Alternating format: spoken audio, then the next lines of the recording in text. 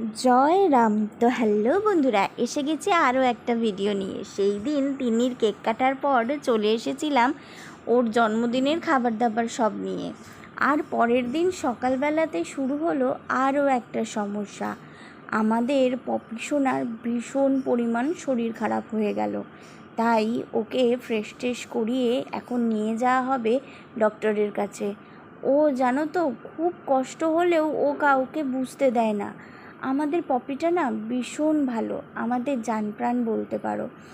আর কোথাও যাওয়ার নাম হলে সে যে কী করে, ওকে কিছুতেই আটকাতে পারি না আমরা।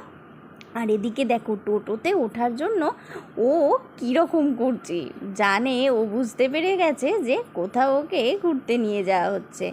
যাই হোক, তোমরা সবাই প্রে করো আমার পপি যেন তাড়াতাড়ি সুস্থ হয়ে যায়। তো আজ আসছি আবারও কাল।